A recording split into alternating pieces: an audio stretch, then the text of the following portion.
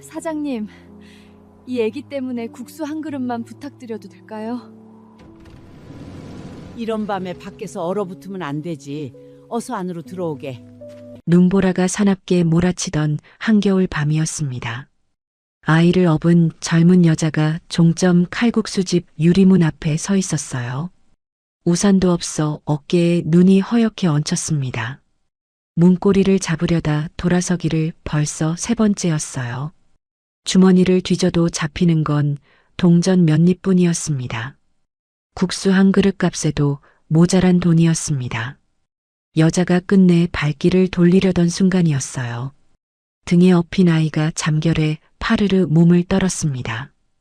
여자의 두 발이 눈밭에 그대로 굳었습니다. 여자가 문고리에 손을 뻗기도 전이었어요. 안에서 드르륵 유리문이 먼저 열렸습니다. 가게를 혼자 지키던 73 노파가 거기 서 있었습니다. 노파는 그 여자가 누구인지 알려고도 하지 않았어요. 그저 옆으로 비켜서며 짧게 일렀습니다. 이런 날 밖에 두면 쓰나. 어여 들어오니라. 국수부터 데워줄 테니. 그 밤 노파는 식은 가마솥에 다시 불을 지폈습니다. 더운 국수 한 그릇을 정성껏 말았습니다. 김이 오르는 그릇을 모녀 앞에 내려놓았어요. 손때 묻은 외상장부에는 단 한 줄도 적히지 않았습니다. 눈이 그치면 떠날 사람이라고 그날 밤엔 다들 그렇게 여겼습니다. 묻지도 따지지도 않고 건넨 그 국수 한 그릇이 7해가 지나 무엇이 되어 돌아왔을까요? 그날의 두 사람은 짐작조차 하지 못했습니다. 이야기는 눈이 쏟아지기 며칠 전으로 거슬러 올라갑니다. 시작하기 전에 구독과 좋아요, 무료 하이프 한번 눌러주세요. 어디에서 듣고 계신지 댓글 남겨주시면 그 자리에 행운이 깃들기를 바랄게요. 읍내에서도 한참 외진 곳에 시외버스 종점이 하나 있었습니다. 그 종점 바로 앞에 자리한 오래된 칼국수집이 이 이야기의 시작이었어요.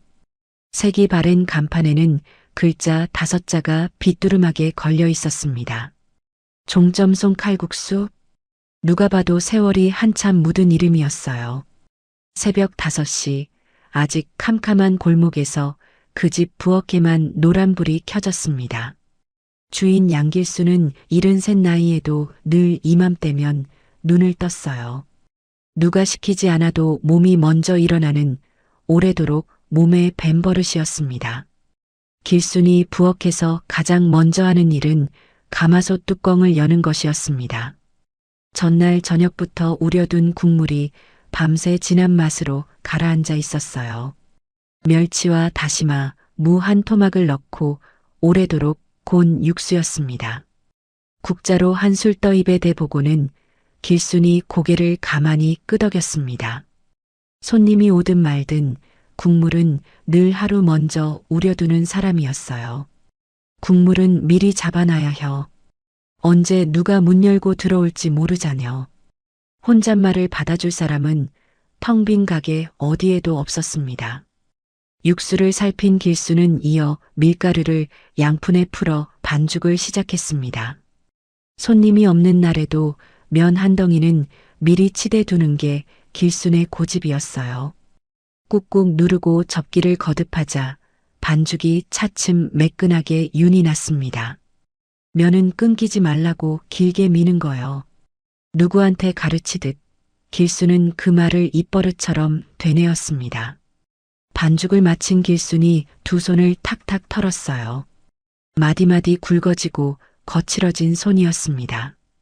평생 면을 밀고 국자를 쥔 손에 그 가게의 세월이 고스란히 담겨 있었습니다.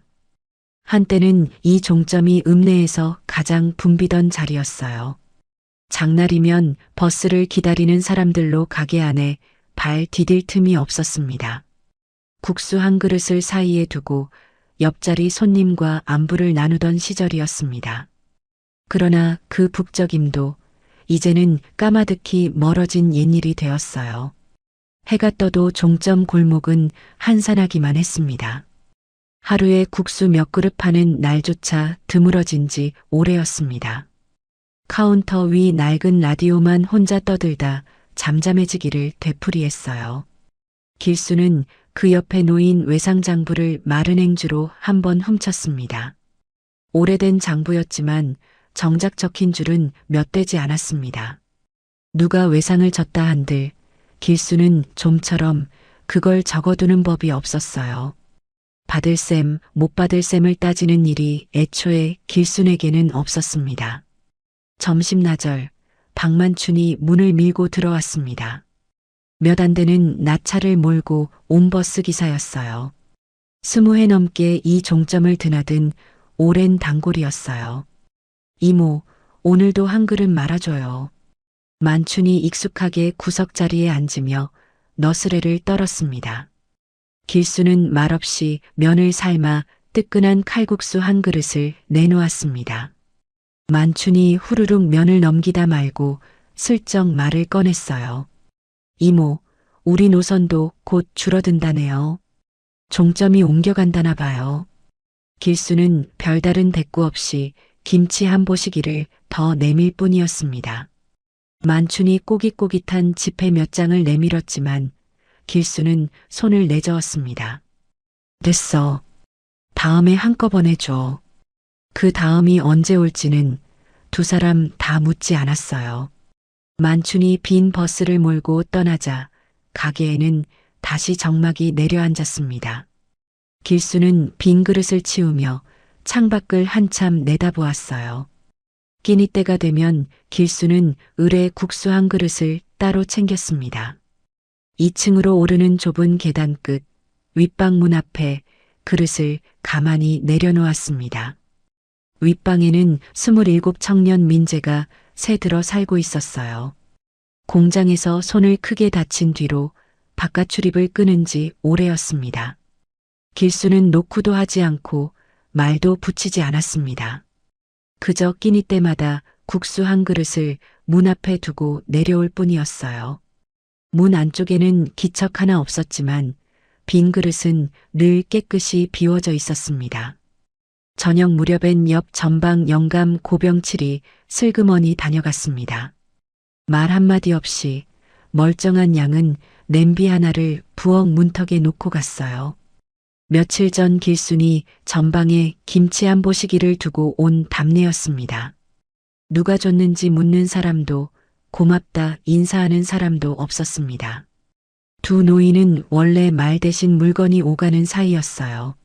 손님이 끊긴 밤 길수는 부엌 한쪽에 혼자 상을 차렸습니다. 기모르는 밥 한 공기에 국물 한 대접, 김치 한 보시기가 전부였습니다. 그 옆에 수저는 단 한 벌만 놓였어요. 카운터 위에는 빛바랜 사진 한 장이 세워져 있었습니다. 먼저 세상을 뜬 영감과 그 곁에 안긴 어린 딸의 모습이었습니다. 5살이나 되었을까 싶은 볼이 통통한 계집아이였어요. 길순에게는 그 아이가 하나뿐인 자식이었습니다. 오래전 열병으로 딸을 먼저 떠나보낸 뒤로 길순 곁에는 아무도 없었습니다. 수저 한 벌의 저녁이 며칠째인지 길순은 굳이 세어보지 않았어요. 밥을 뜨던 길순이 문득 가슴을 한번 지그시 눌렀습니다. 요 며칠 자주 찾아오는 묵직한 통증이었지만 대수롭지 않게 넘겼습니다. 설거지를 마친 길수는 행주를 빨아 부뚜막에 가지런히 널었어요. 하루를 닫는 그 손길은 언제나 한결같았습니다. 요즘 들어 골목 어기 부동산에서는 가게를 내놓으라는 정갈이 부쩍 잦았습니다. 종점이 옮겨가면 이 칼국수집도 머지않았다는 걸 길순도 모르지 않았어요. 그래도 종점이 없어진다는 말은 영 실감이 나지 않았습니다. 이 자리에서 보낸 세월이 너무도 길었던 까닭이었습니다. 그래도 길수는 셔터를 끝까지 내리지 않았어요. 막차가 끊기는 시각이면 길수는 문 앞등 하나를 환히 켜두었습니다. 그러고는 빗장도 끝까지 걸지 않았습니다. 혹여 마지막 버스를 놓친 누군가가 추위에 떨고 있을까 봐서요. 가로등 불빛 사이로 그의 첫눈이 하나둘 흩날리기 시작했습니다. 이런 밤이면 길수는 늘 마음 한구석이 시렸어요. 유리문 안쪽 노란 불빛만이 텅 빈 골목을 가만히 비추었습니다. 길순이 밤마다 켜두는 그 작은 등불은 대체 누구를 기다리고 있었을까요? 그날 밤 종점에는 막차가 끊긴 지 이미 오래였습니다. 눈은 초저녁부터 쏟아지더니 골목을 발목까지 하얗게 덮었습니다. 길수는 여느 때처럼 문 앞 등을 켜두고 가게 안을 정리하고 있었어요. 행주로 식탁을 훔치다 말고 길순이 문득 유리문 쪽으로 고개를 돌렸습니다. 가로등 불빛 아래 누군가 우두커니 서 있었습니다. 펑펑 쏟아지는 눈발 속에 우산도 없는 그림자 하나였어요. 등에 어린아이를 들쳐업은 젊은 여자였습니다. 포대기 위로 눈이 허옇게 내려앉아 있었습니다. 여자는 칼국수집 간판을 한참이나 올려다보았어요. 입김이 가로등 불빛 속에 하얗게 피었다가 흩어졌습니다. 그러다 여자가 문 쪽으로 두어 걸음 다가왔습니다. 길수는 행주를 쥔 채 그 모습을 가만히 지켜보았어요. 그런데 여자는 문 앞까지 오지 못하고 그대로 돌아서고 말았습니다. 첫 번째였습니다. 여자의 걸음이 골목 끝으로 멀어졌어요. 길수는 등을 끄지 못하고 유리문 안쪽에 그대로 서 있었습니다. 잠시 뒤 멀어졌던 발걸음이 다시 이쪽으로 돌아왔습니다. 두 번째였어요.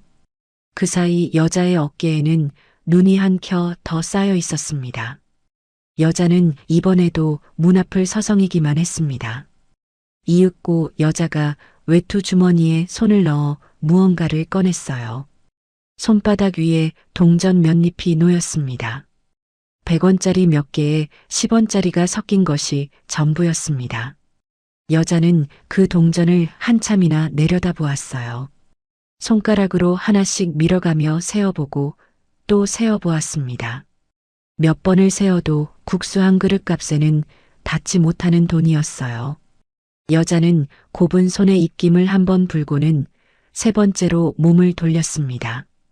바로 그때였습니다. 등에 업힌 아이가 잠결에 작게 몸을 떨었어요. 포대기 너머로도 고스란히 전해지는 가늘고 여린 떨림이었습니다. 여자의 발이 그 자리에 뚝 멈췄습니다. 돌아서던 어깨가 한번 크게 오르내렸어요. 눈은 그치기는커녕 점점 더 거세지고 있었습니다. 이 밤에 갈 수 있는 곳은 어디에도 없었습니다. 여자는 아주 천천히 다시 문 쪽으로 돌아섰어요. 한 걸음 한 걸음이 눈길을 헤치고 다가왔습니다. 유리문 안쪽에서 길수는 어느새 문고리에 손을 올리고 있었습니다. 여자가 문 앞에 이르러 손을 뻗으려는 순간이었어요. 그 손이 닿기도 전에 안에서 먼저 문이 드르륵 열렸습니다. 찬바람과 눈발이 한꺼번에 안으로 들이쳤습니다. 여자는 차마 고개를 들지 못했어요. 이마에는 젖은 머리카락이 얼어붙어 있었습니다. 갈라진 입술이 몇 번 달싹이다 겨우 소리가 되어 나왔습니다. 사장님, 이 애기 국수 한 그릇만 말아주실 수 있을까요? 말끝이 떨리며 눈발 속으로 잦아들었어요. 길수는 바로 답하지 않았습니다. 길순의 시선이 여자의 얼굴을 지나 눈 쌓인 어깨에 닿았습니다. 그러다 등에 업힌 아이에게 가서 가만히 멈췄어요. 포대기 밖으로 비어져 나온 아이의 볼이 파랗게 얼어 있었어요. 여자가 고개를 숙인 채 떨리는 목소리로 한마디를 더 보탰습니다. 돈은 내일이라도 일을 해서 꼭 갚을게요. 더운 방을 거저 바라는 게 아니었습니다. 손에 흙이 묻더라도 제 몫은 제가 치르겠다는 다짐이었어요. 그게 이 여자에게 남은 마지막 자존심 한 줌이었습니다. 그제야 길순이 몸을 옆으로 비켜 문 안으로 길을 열었습니다. 이런 날 밖에 두면 쓰나 어여 들어오니라. 여자가 믿기지 않는 듯 잠깐 서 있다가 고개를 깊이 숙였어요. 흙 묻은 운동화가 문지방을 넘었습니다. 신발이 닿는 자리마다 눈 녹은 자국이 동그랗게 번졌습니다. 여자는 한눈에도 며칠을 떠돈 행색이었어요. 얇은 외투는 눈에 젖어 무겁게 늘어졌고 운동화는 흙투성이었습니다. 그래도 등에 업힌 아이만은 두툼한 포대기로 꽁꽁 쌓여 있었어요. 제 몸이 얼더라도 아이만은 춥지 않게 하려는 마음이었습니다. 길수는 앞장서서 부엌 옆 작은 골방의 문을 열었습니다. 아이를 업은 사람에게 계단부터 들이밀지 않는 마음이었어요. 그런 건 누구한테 배워서 아는 일이 아니었습니다. 보일러를 올리는 길순의 손에 망설임이 없었습니다. 사람은 들지 않아도 차마 온기를 거두지 못해 이따금 불을 넣어두던 방이었으니까요. 이윽고 장판 밑으로 더운 기운이 천천히 돌기 시작했습니다. 길수는 부엌으로 가 가마솥에 다시 불을 올렸습니다. 식은 국수를 데우는 게 아니라 새로 면을 삶고 국물을 끓였어요. 김이 펄펄 오르는 칼국수 한 그릇이 상에 올랐습니다. 면을 삶는 동안에도 길수는 연신 골방 쪽을 살폈어요. 해녀 아이가 깰까 발소리까지 죽여가며 상을 차렸습니다. 하룻밤만 청한 사람에게 길수는 더운 한상을 차려낸 것이었습니다. 여자가 등에서 아이를 내려 이불에 가만히 눕혔어요. 5살이나 되었을까 싶은 작은 계집아이였습니다. 잠결에도 엄마 옷자락을 꼭 쥔 손이 좀처럼 풀리지 않았습니다. 파랗던 아이의 볼이 더운 방 안에서 천천히 붉은 길을 되찾았어요. 그 모습을 지켜보던 길순의 손끝이 저도 모르게 가늘게 떨렸습니다. 오래전 떠나보낸 제 딸도 꼭 저만 한 나이였던 까닭이었습니다. 길수는 들킬세라 얼른 고개를 돌려 빈방 쪽을 한참 바라보았어요. 밥상 앞에서 여자는 수저를 들지 못하고 한참을 앉아 있었습니다. 기모르는 국수 그릇을 두 손으로 감싸 쥔 채 고개만 숙이고 있었습니다. 어깨가 잘게 떨렸지만 울음소리는 새어나오지 않았어요. 이윽고 여자가 가까스로 입을 열었습니다. 저 혹시 구청 같은 데는 알리지 말아주세요. 알리면 이해를 뺏길지도 몰라요. 목소리는 떨렸지만 그것은 무엇보다 간절한 부탁이었습니다. 길수는 그 말에 토를 달지 않았어요. 아무데도 안 알려. 걱정 말고 어여들어. 그 한마디에 여자의 굳었던 어깨가 비로소 풀썩 내려앉았습니다. 길수는 카운터에 앉아 습관처럼 외상장부를 폈습니다. 오랜만에 빈방에 불이 켜지고 사람의 기척이 도는 밤이었어요. 적자면 적을 것이 있는 밤이었습니다. 방 하나, 이불 한 채, 국수 한 상. 길수는 연필을 들었다가 끝내 아무것도 적지 않고 장부를 덮었어요. 그러고는 사진 속 영감과 어린 딸을 한번 바라보았습니다. 묻지도 않고 내준 이 국수 한 그릇이 정말 한 끼로 끝나게 될까요? 이튿날 새벽 길수는 여느 때처럼 5시에 눈을 떴습니다. 부엌으로 나오려던 길순이 문턱에서 우뚝 걸음을 멈췄습니다. 간밤까지 그대로였던 가게 안이 말갛게 윤이 나 있었어요. 바닥은 물기 하나 없이 닦였고 그릇들은 가지런히 엎어져 있었습니다. 면판에는 밀가루 한 톨 남지 않았고 행주까지 빨아 널려 있었습니다. 길수는 믿기지 않는 얼굴로 가게 안을 천천히 둘러보았어요. 부뚜막에 눌어붙었던 묵은 기름때까지 말끔히 벗겨져 있었습니다. 구석에 처박혀 있던 양념통들도 줄을 맞춰 가지런했습니다. 평생 이 가게에서 손을 놀린 길순의 눈에는 그게 더 또렷이 보였어요. 아무렇게나 쓱쓱 문지른 솜씨가 결코 아니었습니다. 누가 언제 이걸 다 했단 말인가. 길수는 천천히 골방 쪽으로 고개를 돌렸습니다. 빠끔 열린 문 안에서 다윤이 걸레를 쥔 채 잠들어 있었어요. 아이는 이불을 덮고 곤히 자는데 다유는 맨바닥에 웅크려 있었습니다. 무릎 위에 포갠 두 손이 빨갛게 불어 있었습니다. 손이 트도록 찬물에 밤새 담갔다 뺀 손이었어요. 더운 물 한 번 데울 새 없이 새벽 내 찬물에 손을 담가 해낸 일이었습니다. 방값 한 푼 못 내는 처지에 다윤이 할 수 있는 건 그것뿐이었습니다. 인기척에 다윤이 소스라치며 벌떡 일어났어요. 그 바람에 손에 쥐고 있던 젖은 걸레가 그대로 드러났습니다. 다윤은 헝클어진 머리로 고개를 숙인 채 말했습니다. 하룻밤 신세 진 거 이렇게라도 갚으려고요. 변명하는 목소리가 아니었어요. 울먹이지도 떨지도 않고 제 할 일을 보고하는 담담한 말투였습니다. 길수는 아무 말도 하지 못했습니다. 무어라 입을 때려는데 목이 메어 소리가 나오지 않았어요. 손이 트도록 걸레를 빤 그 마음을 길수는 알 것 같았습니다. 길수는 끝내 한마디도 하지 않았어요. 대신 부엌으로가 쌀을 새로 안치고 가마솥에 불을 올렸습니다. 잘했다는 말도 그러지 말라는 말도 없었습니다. 새로 끓인 국수 한 그릇, 그게 길순의 대답이었어요. 다유는 받는 일을 누구보다 어려워하는 사람이었습니다. 잠시 뒤 잠에서 깬 보미가 엄마를 찾아 부엌으로 나왔어요. 낯선 부엌이 신기한지 아이는 두리번거렸습니다. 그러다 가마솥에서 오르는 김을 보고 코를 킁킁거렸어요. 길순이 국수 그릇을 아이 앞으로 가만히 밀어주었습니다. 그러고는 처음으로 입을 열었습니다. 이름이 뭐요? 다윤이 잠깐 망설이다 답했어요. 서다윤이에요. 얘는 봄이고요. 다윤이, 봄이. 길순이 그 이름을 입속으로 한 번씩 가만히 되뇌었습니다. 봄이가 국수를 한 젓가락 크게 떠 입에 넣고는 활짝 웃었습니다. 맛있어요.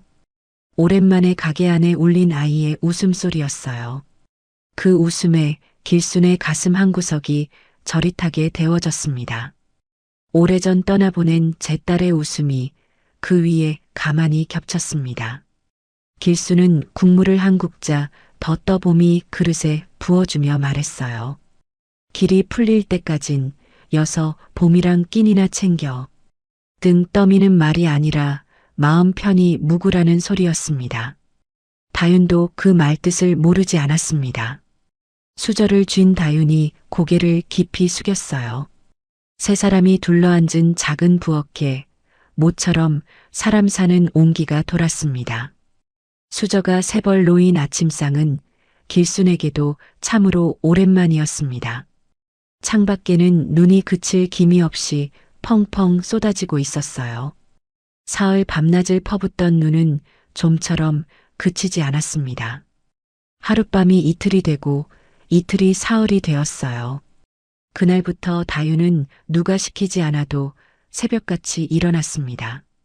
부엌이며 마르며 손이 안 가던 구석까지 반들반들 닦아 놓았습니다. 길수는 그 솜씨를 곁눈으로 가만히 지켜보곤 했어요. 다윤의 손끝은 야무지고 빨랐습니다. 한 번 일러준 일은 두 번 시킬 필요가 없었습니다. 길수는 내심 그 일머리가 아깝다는 생각이 들었어요. 보미는 금세 길순을 따랐습니다. 할머니, 할머니하고 종알대며 부엌을 졸졸 따라다녔어요. 길수는 그때마다 못 이기는 척 국수 한 가락을 더 집어주었습니다. 적막하던 가게에 아이 발소리가 도니 길순의 입가에도 웃음이 번졌어요. 이윽고 눈이 그쳤지만 다윤 모녀는 끝내 떠나지 않았습니다. 길순도 굳이 가란 말을 하지 않았습니다. 종점의 작은 칼국수집에 어느새 새 식구의 하루가 자리를 잡아갔어요. 날이 밝으면 다윤은 길순보다 먼저 일어나 가게 문을 열었습니다. 바닥을 닦고 물을 끓이며 손님 맞을 채비를 했습니다. 길순이 나와보면 이미 모든 게 가지런히 준비되어 있곤 했어요. 보미는 그새 가게가 제 집인 양마루를 폴짝폴짝 뛰어다녔습니다. 할머니, 할머니 부르는 소리가 온종일 가게 안에 울렸어요. 길수는 그 소리가 싫지 않은 듯 자꾸만 입꼬리가 올라갔습니다. 그렇게 며칠이 흐른 어느 밤이었어요.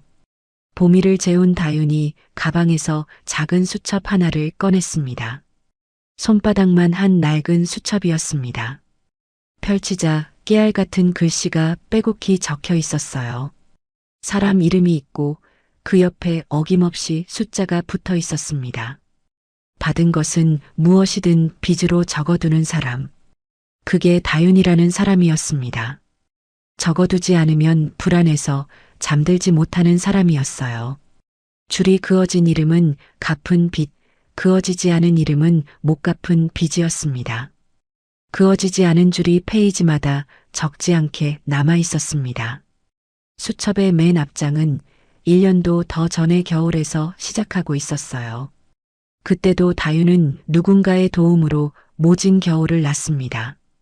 다윤은 오래 들여다보고 싶지 않은 듯 그 장들을 서둘러 넘겼습니다.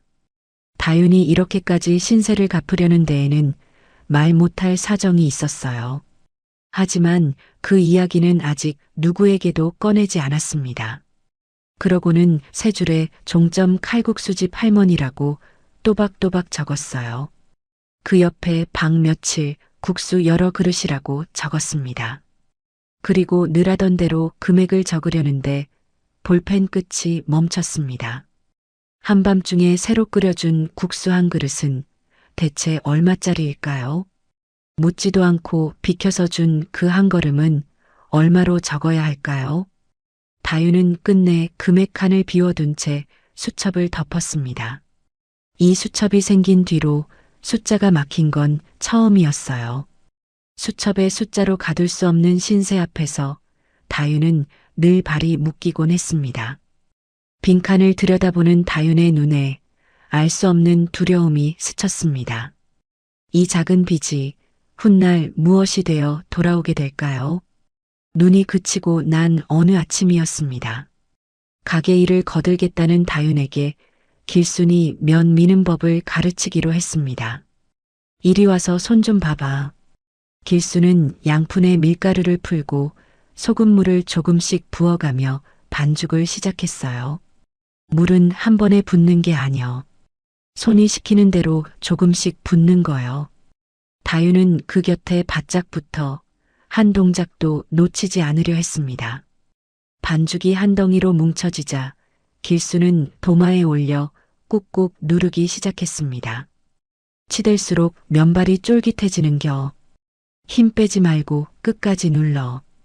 다윤이 두 손으로 반죽을 누르고 접기를 거듭했어요. 처음엔 어설프던 손놀림이 한참 만에 제법 모양을 갖춰갔습니다. 이윽고 길순이 낡은 홍두깨를 다윤의 손에 쥐어주었습니다. 손때가 새까맣게 밴 길순이 평생을 쥐어온 홍두깨였어요. 면은 끊기지 말라고 길게 미는 거요. 길순이 반죽 위로 홍두깨를 밀며 그 말을 다시 들려주었습니다. 다윤은 그 말을 입속으로 가만히 따라 외웠습니다. 끊기지 말라고 길게. 그러나 첫 솜씨가 좋을 리 없었어요. 다윤이 민면은 두께가 제각각이라 삶으니 한쪽은 퍼지고 한쪽은 설익었습니다. 다윤은 그 못난 면을 제 그릇에 담아 묵묵히 먹었습니다. 길수는 타박 한마디 하지 않았어요. 그저 새 반죽을 한 덩이 떼어 다윤 앞에 다시 놓아주었습니다. 다시 혀. 손은 거짓말을 안 하는겨. 다윤은 입술을 꾹 깨물고 홍두깨를 다시 잡았습니다. 며칠이 지나자 홍두깨를 쥔 손에 제법 힘이 붙었어요.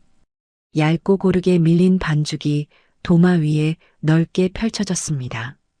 길순이 그 위에 마른 밀가루를 솔솔 뿌리고 차곡차곡 접어 칼질을 했어요. 도마를 두드리는 칼소리가 경쾌하게 부엌을 울렸습니다. 가지런히 썰린 면발을 보고 다윤의 얼굴에 처음으로 웃음이 번졌습니다. 국물은 또 따로 공부요. 길수는 다윤을 가마솥 앞으로 데려갔어요. 멸치는 똥을 빼야 쓴맛이 안 나고 다시마는 오래 끓이면 못 써. 다윤은 그 하나하나를 머릿속에 새기듯 들었습니다. 받아 적을 수첩이 없어도 그날의 가르침만은 또렷이 새겨졌습니다. 면을 밀던 다윤에게 길순이 지나가듯 물었어요. 집은 어디요? 다윤의 손이 잠깐 멈칫했습니다. 지금은 없어요. 길순은 더 캐묻지 않았습니다. 갈 곳 없는 사람에게 갈 곳을 묻는 건 길순이 할 짓이 아니었어요. 대신 국물간을 보던 국자를 다윤에게 슬쩍 내밀었습니다. 간 좀 봐봐. 네 입에 맞으면 손님 입에도 맞는겨. 다윤이 국물을 한술 떠 맛보고는 천천히 고개를 끄덕였습니다. 뜨거운 가마솥에 면을 넣다 손등을 대기도 했어요. 그래도 다윤은 아프단 소리 한 번 내지 않았습니다. 길수는 그런 다윤이 안쓰러우면서도 한편으로 미더웠어요.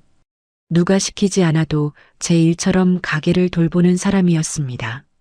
그 무렵 종점 사람들도 하나둘 다윤을 눈여겨보기 시작했어요.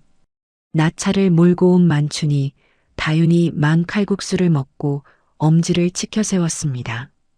어이구, 이 집 면발이 아주 끝내주네. 만춘은 국수 한 그릇을 비우고는 슬쩍 한마디를 보탰습니다. 우리 차고지 식구들 점심이 마땅찮은데 한번 데려와 볼까? 끊겼던 손님이 그렇게 한둘씩 다시 늘기 시작했어요. 옆 전방 고병칠도 조금씩 달라졌습니다. 말없이 봄이 손에 눈깔 사탕 한 줌을 쥐어주고는 헛기침을 하며 돌아섰습니다. 봄이가 그 등에 대고 꾸벅 인사를 했어요. 할아버지, 고맙습니다. 고병칠은 못 들은 척했지만 입가에는 옅은 웃음이 번졌습니다. 윗방에 칩거하던 민재에게도 작은 변화가 일었습니다. 봄이가 끼니 때마다 윗방 문 앞에 제 몫의 반찬을 한 점씩 올려두었어요. 누가 시키지도 않았는데 말입니다. 며칠 뒤 빈 그릇 옆에 색종이로 접은 종이배 하나가 놓여 있었습니다. 누가 두었는지는 아무도 묻지 않았어요. 봄이는 그 종이배를 보물처럼 주머니에 넣고 다녔습니다. 봄이는 가끔 윗방 계단 앞에 앉아 혼자 종알거리기도 했습니다. 그럴 때면 문 안쪽에서 가만히 귀 기울이는 기척이 느껴졌어요. 어느 날은 봄이가 윗방 문틈에 대고 말을 걸었습니다. 아저씨, 종이배 또 접어주세요. 한참 만에 문틈으로 색종이 학 한 마리가 슬그머니 밀려 나왔습니다. 봄이는 까르르 웃으며 그것을 두 손으로 받아들었어요. 봄이는 어느새 종점의 작은 마스코트가 되었습니다. 버스를 기다리는 손님에게 종알종알 말을 걸고 만춘의 무릎에 올라앉기도 했어요. 적막하던 종점 골목에 아이 웃음소리가 돌자 사람들 표정도 한결 풀렸습니다. 봄이는 손님이 떨어뜨린 동전을 주워 꼭 주인에게 돌려주었어요. 그 모습에 손님들은 기특하다며 머리를 쓰다듬어 주었습니다. 며칠 뒤 만춘이 정말로 차고지 사람들을 데려왔습니다. 점심나절 가게가 오랜만에 사람들로 북적였어요. 다윤은 길순을 도와 분주히 면을 삶고 상을 날랐습니다. 손이 빠르고 야무져 혼자서도 여러 손님을 거뜬히 치러냈습니다. 다윤은 손님들 입맛도 금세 외웠어요. 누구는 면을 꼬들하게, 누구는 국물을 짭짤하게.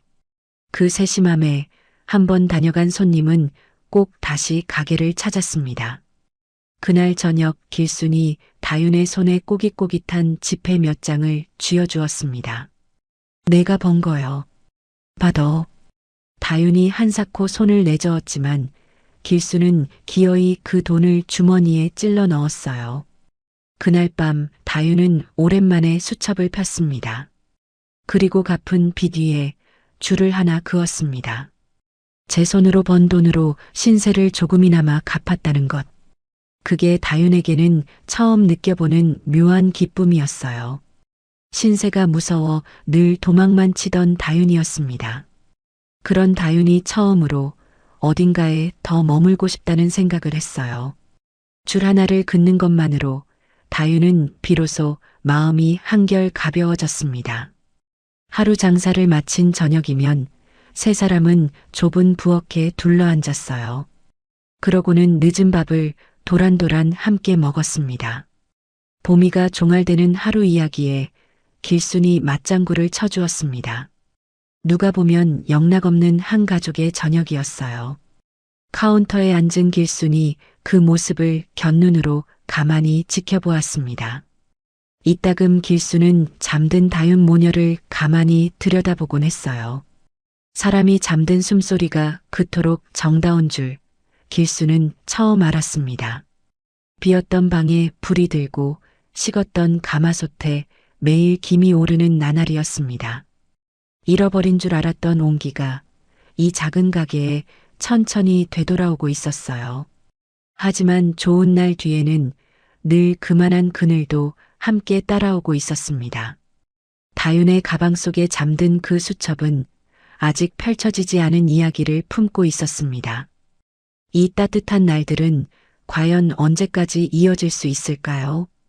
해가 바뀌고 종점에 봄 기운이 돌기 시작할 무렵이었습니다. 다윤이 종점 칼국수집에 머문 지도 어느덧 두어 달이 지났습니다. 이제 다윤은 길순 없이도 웬만한 일은 혼자 해냈어요. 새벽 육수를 우리고 면을 밀고 손님을 치르는 일이 제법 손에 익었습니다. 길순은 그런 다윤을 곁에서 보며 내심 대견해했습니다. 다윤의 칼국수 솜씨는 종점 너머 동네에까지 소문이 났어요. 이장댁 환갑잔치에 국수를 말아달라는 부탁이 들어오기도 했습니다. 다윤은 큰 솥을 걸고 동네 어른들 몫의 국수를 척척 말아냈습니다. 국수를 다 말고 나니 어른들이 저마다 빈 그릇을 싹싹 비웠어요. 누구는 한 그릇을 더 청했고 누구는 비법을 묻기도 했습니다. 새댁 솜씨가 아주 보통이 아니구먼. 어른들의 칭찬에 다윤은 쑥스러운 듯 웃기만 했어요. 그렇게 번 돈을 다윤은 한 푼도 빠짐없이 수첩에 적었습니다. 받은 신세 위에는 줄을 긋고 제가 번 돈은 따로 적어두었습니다. 조금씩이나마 줄이 그어질 때마다 다윤은 마음이 놓이는 듯 했어요. 그러던 어느 날 아침이었습니다. 부엌에서 면을 치대던 길순이 갑자기 가슴을 움켜쥐고 휘청했습니다. 이모. 어느새 다윤은 길순을 그렇게 부르고 있었어요. 다윤이 놀라 달려와 길순을 부축했습니다. 길순은 식은땀을 흘리면서도 괜찮다며 손을 내저었습니다. 늙으면 다 그런겨. 호들갑 떨지 말어. 하지만 다윤은 한사코 길순을 읍내 의원에 모시고 갔어요. 의원에서는 큰 병원에 한번 가보라고 일렀습니다. 하지만 길순은 그 말을 한 귀로 흘려들었어요. 가게를 비울 수 없다는 핑계였지만 실은 겁이 났던 건지도 몰랐습니다. 가게는 비울 수 없으니 그날 장사는 다윤이 혼자 맡기로 했어요. 이모는 푹 쉬세요. 가게는 제가 볼게요. 길순은 못 믿어온 듯 하면서도 결국 가게를 다윤에게 맡겼습니다. 30년 만에 처음으로 가게를 통째로 남에게 맡긴 날이었어요. 다윤은 새벽부터 육수를 우리고 면을 밀고 홀로 손님을 치렀습니다. 점심나절 몰려든 차고지 손님들도 다윤은 침착하게 받아냈습니다. 혼자 가게를 보는 동안 다윤은 한순간도 앉아 쉬지 못했어요. 그래도 힘들다는 생각보다 이 가게를 지켜야 한다는 마음이 앞섰습니다. 길순이 평생을 바친 가게라는 걸 다윤은 누구보다 잘 알았습니다. 단골들은 다윤이 만 국수를 먹고 고개를 끄덕였어요. 주인 바뀐 줄 알았네. 이 집 맛이 그대로구먼. 길순의 손맛이 어느새 다윤의 손끝으로 옮아간 거였습니다. 저녁 무렵 의원에서 돌아온 길순이 가게 문을 열고 멈칫했어요. 가게는 말끔했고 손님상은 빈틈없이 치러져 있었습니다. 카운터 돈통에는 그날 번 돈이 가지런히 정리되어 있었습니다. 길수는 아무 말 없이 그 모습을 한참이나 바라보았어요. 이만하면 이 가게를 맡겨도 되겠다고 길수는 속으로 생각했습니다. 입 밖에 내지는 않았지만 마음에는 단단한 믿음이 자리 잡았습니다. 그날 밤 길순이 다윤을 카운터로 가만히 불렀어요. 그리고 서랍 깊은 곳에서 낡은 공책 한 권을 꺼내 보였습니다. 손때가 새까맣게 밴 길순의 비법이 빼곡히 적힌 육수 공책이었습니다. 이건 내가 평생 적어온 거요. 언젠가 너한테 보여주려고 했지. 다윤이 놀라 손을 내저었어요. 이모, 이렇게 귀한 걸 제가 어떡해요. 길수는 그 말을 가만히 잘랐습니다. 받는 게 아니여. 물려받는겨. 다윤이 눈을 동그랗게 떴습니다. 은혜라는 건 갚는 게 아니라 이어주는 거요. 태어나 처음 듣는 셈법이었어요. 내가 받은 따순 밥 한 끼를 또 다른 추운 누군가에게 그대로 베푸는 일. 다윤은 그 말을 입속으로 가만히 곱씹어 보았습니다. 어딘가 묵직하게 막혀있던 마음이 조금은 풀리는 듯도 했습니다. 하지만 평생 빚을 적어온 다윤에게 그 셈법은 아직 너무 낯설었어요. 그래도 저는 갚지 않으면 마음이 편치 않아서요. 길수는 더 말하지 않았습니다. 그저 공책을 다윤 앞에 가만히 밀어두었습니다. 언젠가 다윤이 그 뜻을 알게 될 날을 길수는 기다리기로 한 거였어요. 다윤은 그 공책을 차마 가져가지 못했습니다. 받을 수 없다는 마음과 받고 싶다는 마음이 가슴속에서 다투었습니다. 결국 다윤은 공책을 길순의 서랍에 도로 가만히 넣어두었어요. 그 무렵 보미는 동네 어린이집에 다니기 시작했습니다. 아침이면 만춘의 버스를 타고 읍내 어린이집에 갔다 왔습니다. 어린이집에서 돌아온 보미는 배운 노래를 윗방 문 앞에서 불러주었어요. 문 안쪽 민재는 여전히 말이 없었지만 그 노래를 마다하지는 않았습니다. 보미는 어린이집에서 친구들에게 가게 식구들을 자랑했습니다. 만춘 아저씨 버스도 고병칠 할아버지 사탕도 다 보미의 자랑거리였어요. 종점 칼국수집은 보미에게 세상에서 가장 넓은 놀이터였습니다. 가게에는 보미가 그려온 그림이 한 장씩 늘어갔습니다. 어느 날 보미가 그려온 그림에는 가게 식구들이 다 들어 있었어요. 길순과 다윤, 만춘 아저씨와 고병칠 할아버지, 그리고 윗방 아저씨까지. 길수는 그 그림을 카운터 옆 벽에 정성껏 붙였습니다. 영감 사진 말고는 오래도록 아무것도 걸린 적 없는 벽이었어요. 보미는 그 벽을 올려다보며 제 그림을 자랑스러워했습니다. 보미는 어느새 길순을 친할머니처럼 따랐어요. 밤이면 길순의 무릎을 베고 예시하기를 졸랐습니다. 길순은 그 작은 머리를 쓸어내리며 오래 잊고 지낸 자장가를 흥얼거렸습니다. 그렇게 종점 칼국수집의 봄은 더없이 따뜻하게 흘러갔어요. 하지만 다윤의 마음 깊은 곳에는 여전히 풀리지 않은 매듭이 있었습니다. 받기만 하는 날들이 길어질수록 다윤은 어쩐지 더 불안해졌습니다. 이 좋은 날들이 언젠가 빚이 되어 자신을 짓누를 것만 같았어요. 그래서 다윤은 더더욱 받은 것을 하나하나 수첩에 적어두었습니다. 다윤은 가끔 잠든 보미를 보며 혼자 다짐했습니다. 이 아이에게만은 부끄럽지 않은 엄마가 되겠다고. 그러려면 누구에게도 빚지지 않고 제 힘으로 서야 한다고 믿었어요. 그 작은 수첩이 어떤 일을 불러올지 그때의 다윤은 알지 못했습니다. 그 불안이 머지않아 작은 사건 하나로 터져 나오게 될 줄은. 길순도 다윤도 그 봄에는 미처 짐작조차 하지 못했습니다. 종점 칼국수집에 다윤 모녀가 깃든 지도 어느덧 5달이 되어갔습니다. 그 사이 가게에는 손님이 부쩍 늘었어요. 다윤의 칼국수 맛이 입소문을 타면서 멀리서 일부러 찾아오는 이도 생겼습니다. 길수는 카운터를 지키고 다윤은 부엌을 맡는 게 자연스러운 하루가 되었습니다. 보미는 그 사이를 오가며 가게의 웃음을 책임졌어요. 누가 봐도 단란한 한 가족의 풍경이었습니다. 아침이면 차고지 기사들이 줄지어 국수를 먹고 갔습니다. 점심엔 동네 어른들이, 저녁엔 막차를 기다리는 손님들이 가게를 채웠어요. 끊겼던 종점 칼국수집이 다윤의 손끝에서 다시 살아난 거였습니다.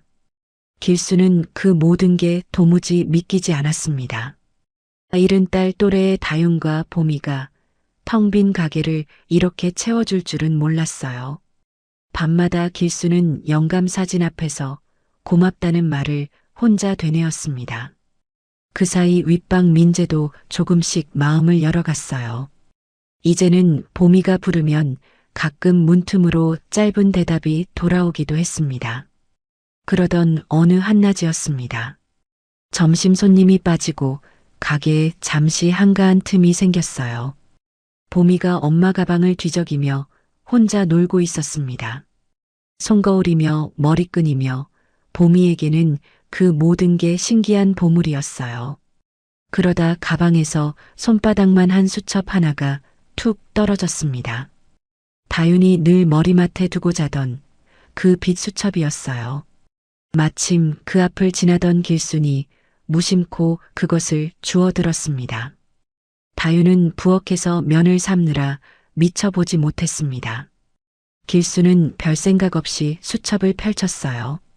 손녀 같은 보미의 그림일기쯤 되려니 했던 거였습니다. 그런데 펼쳐진 면을 본 길순의 눈이 천천히 굳어갔습니다. 깨알 같은 글씨가 줄줄이 적혀 있었어요.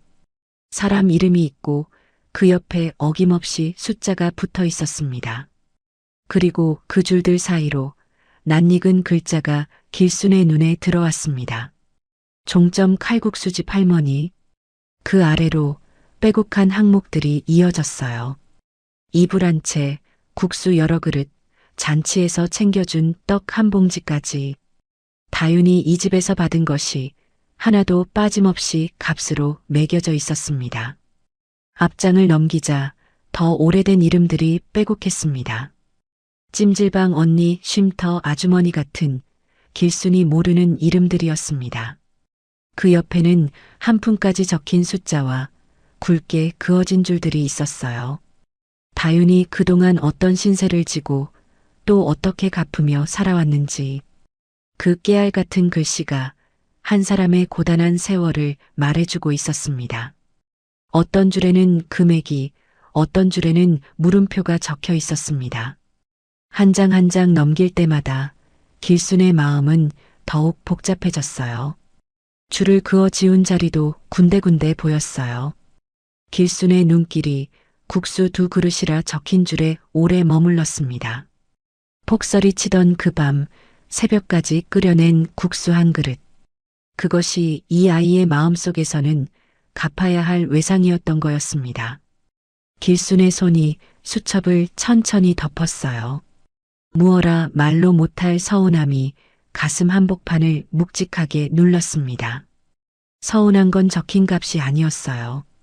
국수가 2그릇에 얼마라서가 아니라 그것이 적혀 있다는 사실이었습니다. 5달을 한솥밥 먹은 식구라 여겼는데 저 아이 마음속에서 자기는 아직 셈을 치러야 할 칼국수집 주인이었던 겁니다. 길수는 그 수첩을 봄이 가방에 도로 넣어두었어요. 다윤에게는 아무 내색도 하지 않았습니다. 하지만 종일 마늘을 까면서도 길수는 몇 번이나 손을 멈췄어요. 문득 길수는 제 젊은 날이 떠올랐습니다. 남이 집살이로 잔뼈가 굵던 그 시절, 길순도 받은 신세를 빚으로 새기며 살았어요. 그래서 다윤의 그 마음을 길수는 누구보다 잘 알 것도 같았습니다. 알기에 더더욱 가슴이 시렸습니다. 마침 나차를 몰고 온 만춘이 국수를 먹다 길순의 표정을 보고 물었어요. 이모, 무슨 일 있어요? 안색이 안 좋네. 길수는 한숨을 한번 내쉬고는 낮게 중얼거렸습니다. 5달을 한솥밥을 먹었는데 쟤는 아직도 여기가 사 먹고 가는 집인가벼. 혼잣말에 가까운 그 말을 길수는 흘리듯 내뱉었습니다. 그런데 하필 마른 행주를 가지러 부엌에서 나오던 다윤이 그 말을 고스란히 듣고 말았어요. 다윤의 발이 그 자리에 우뚝 굳었습니다. 사 먹고 가는 집. 그 한마디가 다윤의 가슴 깊이 날아와 박혔습니다. 다윤은 제 수첩이 들킨 것을 그제야 알아챘어요.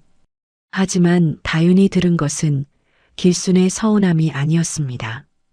정이 떨어졌구나. 이제 그만 나가라는 뜻이구나. 받은 것을 빚으로 적는 제 버릇이 끝내 이 집에서도 미움을 샀다고. 다윤은 그렇게 받아들이고 말았어요. 한번 그렇게 생각하자 마음은 걷잡을 수 없이 무너져 내렸습니다. 그날 오후 내내 다윤은 넋을 놓은 채 손만 움직였습니다.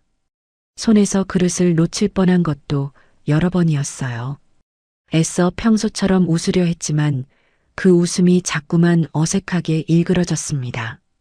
보미가 엄마 왜 그러느냐 물어도 다윤은 그저 아이 머리만 쓸어줄 뿐이었어요. 길수는 그런 다윤에게 차마 말을 붙이지 못했습니다. 서운한 마음에 던진 한마디였지 내쫓을 생각은 추호도 없었습니다. 하지만 두 사람 사이에는 어느새 서먹한 기운이 감돌기 시작했어요. 저녁상에서도 둘은 좀처럼 눈을 맞추지 못했습니다. 길순이 다윤의 그릇에 국물을 더 부어주려다 슬그머니 손을 거두었어요.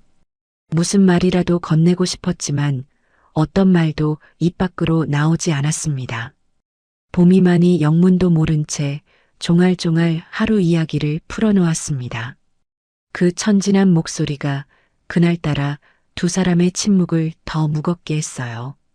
그날 밤 다윤은 잠든 보미 옆에서 오래도록 깨어 있었습니다. 머릿속에는 낮에 들은 그 한마디가 자꾸만 맴돌았습니다. 신세가 미움이 되기 전에 떠나야 한다는 오래된 본능이 다시 깨어났어요. 그것은 다윤이 평생 도망쳐온 방식, 바로 그것이었습니다. 다윤의 눈길이 방 한구석에 둔 낡은 가방으로 천천히 향했습니다. 가방을 챙기려던 손이 잠든 보미의 얼굴 앞에서 멈칫했어요. 이 아이를 또 낯선 길 위로 데리고 나서야 하나. 다윤의 마음은 떠나려는 본능과 머물고 싶은 바람 사이에서 어지럽게 흔들렸습니다. 한편 그 밤 길순도 쉬이 잠들지 못했어요. 벽 하나 넘어 골방에서 도는 다윤의 뒤척임이 자꾸만 마음에 걸렸습니다. 서운함은 잠깐이고 정은 5달치만큼 깊어진 까닭이었습니다. 5달을 한 식구로 믿었던 그 마음은 대체 어디서부터 어긋난 걸까요? 그날 밤이 깊도록 다윤은 한숨도 자지 못했습니다. 낮에 들은 그 한마디가 가슴속에서 가시처럼 걸려 빠지지 않았습니다. 사 먹고 가는 집. 다윤에게 그 말은 너무도 익숙한 신호였어요. 신세가 미움으로 바뀌기 직전에 늘 듣던 말이었습니다. 그럴 때마다 다윤은 짐을 싸서 말없이 그곳을 떠났습니다. 갚을 수 없는 신세가 더 커지기 전에 도망치는 것. 그게 다윤이 사람들과의 인연을 끝내는 방식이었어요. 그렇게 떠나온 곳이 한둘이 아니었습니다. 정을 주기도 전에 등을 돌리는 것이 다윤에겐 살아남는 길이었습니다. 그래야 더 깊이 상처받지 않을 수 있었으니까요. 새벽 2시 다윤은 어둠 속에서 조용히 몸을 일으켰습니다. 방 한구석에 둔 낡은 가방을 끌어당겼어요. 개어둔 보미의 옷가지를 한 벌씩 가방에 넣기 시작했습니다. 어둠 속에서도 다윤의 손은 길을 알았습니다. 찜질방을 나오던 새벽에도 그 전에도 몇 번이고 해본 손놀림이었으니까요. 보미의 양말, 갈아입을 옷 2벌, 작은 수건 하나. 짐이라고 할 것도 없는 단출한 살림이었습니다. 가방을 챙기는 다윤의 손이 점점 빨라졌습니다. 어서 이곳을 떠나야 한다고 마음이 자꾸만 재촉했어요. 그런데 바로 그때였습니다. 잠든 보미가 몸을 뒤척이며 잠꼬대를 했습니다. 할머니, 국수 더 주세요. 꿈결에 새어나온 작고 여린 목소리였어요. 다윤의 손이 그 자리에 뚝 멈췄습니다. 가방을 쥔 손에서 천천히 힘이 빠졌습니다. 떠나야 한다는 마음과 차마 떠날 수 없다는 마음이 가슴속에서 다투었어요. 보미는 꿈속에서도 길순을 그리고 이 가게를 찾고 있었어요. 이 집에 와서 보미는 처음으로 아이답게 웃었습니다. 처음으로 친구를 사귀고 노래를 배우고 할머니 무릎을 베고 잠들었습니다. 다윤은 잠든 아이의 얼굴을 한참이나 내려다보았어요. 보미의 입가에는 옅은 미소가 번져 있었습니다. 이 집에서 보미는 처음으로 편안한 꿈을 꾸는 아이가 된 거였어요. 그 작은 얼굴 위로 지난 5달이 천천히 스쳐 지나갔습니다. 그리고 그 순간 다윤은 문득 무서운 생각이 들었습니다. 내가 지금 또 도망치면 이 아이는 어떻게 될까? 엄마를 따라 또 낯선 거리를, 낯선 밤을 떠돌게 될 터였어요. 신세 지는 게 무서워 도망치고 또 도망치고 그러다 보면 보미도 결국 저와 똑같은 삶을 살게 될지 몰랐습니다. 받는 것을 빚으로만 여기며 정붙일 곳 하나 없이 말입니다. 그 생각에 다윤은 온몸이 서늘해졌어요. 다윤은 두 손으로 제 얼굴을 감쌌습니다. 어쩌면 자신은 그동안 두려움에 떠밀려 도망쳐온 건지도 몰랐어요. 다윤이 평생 도망쳐온 그 길을 보미에게까지 물려줄 수는 없었습니다. 도망은 저 하나로 충분했습니다. 이번만은 발이 묶이더라도 이 자리에 남기로 했어요. 보미가 태어나 처음으로 우리 집이라 부른 곳이었으니까요. 다윤은 가방에 넣었던 옷가지를 한 벌씩 도로 꺼냈어요. 넣을 때보다 훨씬 느린 손길이었습니다. 가방을 다 비우고 제자리에 도로 밀어 넣었습니다. 그러고도 다윤은 한참을 그대로 앉아 있었어요. 잠든 보미의 얼굴을 보고 있자니 지나온 3년이 자꾸만 떠올랐습니다. 한때 다윤에게도 작지만 따뜻한 보금자리가 있었습니다. 남편이 하던 작은 가게가 기울기 전까지는요. 누군가에게 보증을 섰다는 말이 들리더니 빚 독촉장이 날아들기 시작했습니다. 모르는 번호의 전화가 밤낮 없이 울렸습니다. 그러던 어느 날 일 나간다던 남편이 밤이 되어도 돌아오지 않았어요. 장롱을 열어보니 그의 옷가지가 절반이나 비어 있었습니다.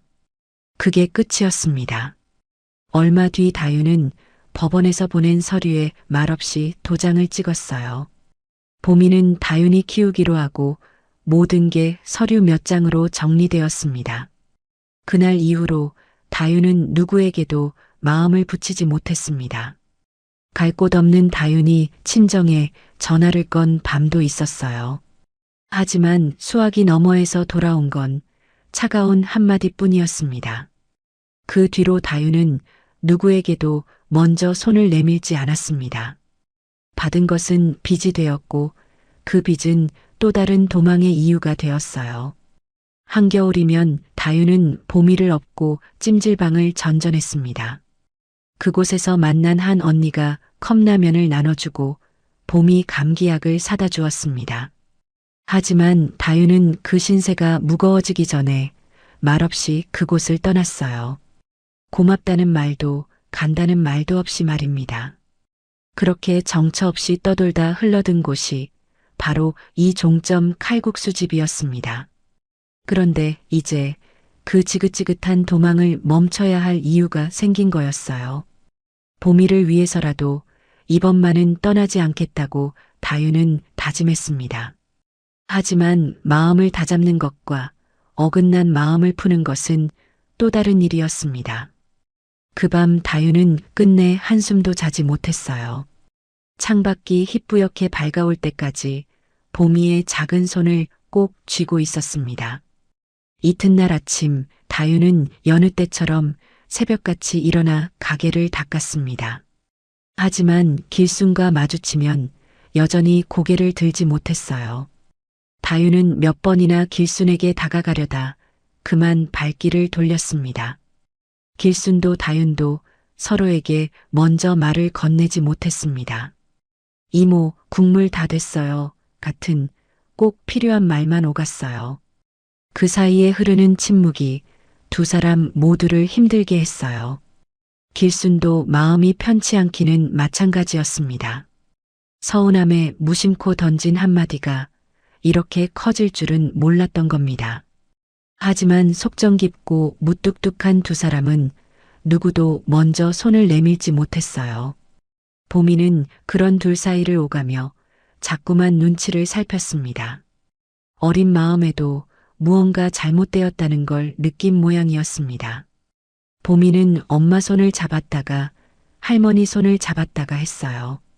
두 사람을 어떻게든 이어보려는 5살의 안간힘이었습니다. 가게에는 여전히 손님이 들고 국수는 매일 끓었습니다.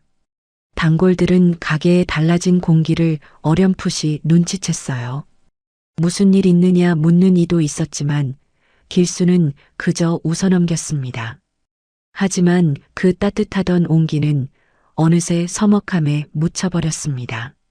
그러나 다윤은 미처 알지 못했어요. 길순 또한 똑같이 외롭고 똑같이 신세를 지며 살아온 사람이라는 것을요. 이 어긋난 마음의 매듭은 과연 어떻게 풀리게 될까요? 어색한 침묵은 며칠이나 이어졌습니다. 다윤도 길순도 서로에게 선뜻 다가서지 못했습니다. 보다 못한 건 보미였어요. 보미는 저녁상에서 엄마 무릎에 앉았다가 또 할머니 무릎으로 옮겨 앉았습니다. 두 사람의 손을 끌어다 억지로 포개놓기도 했습니다. 엄마랑 할머니랑 왜 말 안 해? 그 천진한 물음에 두 사람은 차마 아무 대답도 하지 못했어요. 보미는 종이배를 가져와 두 사람 사이에 놓아보기도 했습니다. 윗방 아저씨가 접어준 그 종이배를요. 하지만 어른들의 어긋난 마음은 아이의 힘만으로는 풀리지 않았어요. 그렇게 며칠이 더 흐른 어느 밤이었습니다. 보미를 재운 다윤이 큰맘 먹고 카운터로 나왔습니다. 길수는 여느 때와 다름없이 라디오를 만지작거리고 있었어요. 다윤은 한참을 망설이다 떨리는 목소리로 입을 열었습니다. 이모, 드릴 말씀이 있어요. 길순이 라디오를 끄고 다윤을 가만히 바라보았습니다. 다윤은 주머니에서 그 낡은 수첩을 꺼내 카운터에 올려놓았어요. 이거 보셨죠? 이모 마음 상하게 해드린 거 저도 알아요. 길수는 아무 말 없이 다음 말을 기다렸습니다.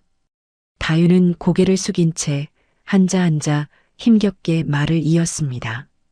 그 목소리는 떨렸지만 떨림 속에는 오래 참아온 진심이 담겨 있었어요. 저는요, 이렇게 적어놓지 않으면 무서워요. 받기만 하다가 갚지도 못하고 미운 사람이 될까 봐서요. 그리고 다윤은 누구에게도 해본 적 없는 말을 처음으로 꺼냈습니다. 저는 신세가 쌓이면 늘 도망쳤어요. 말도 없이요. 갚을 수 없을 만큼 커지기 전에 그게 무서워서요. 그런데 여기서는 그러기가 싫었어요. 그래서 적었어요. 적어놓으면 언젠가 갚을 수 있으니까. 도망 안 가도 되니까, 곁에 있어도 되니까요.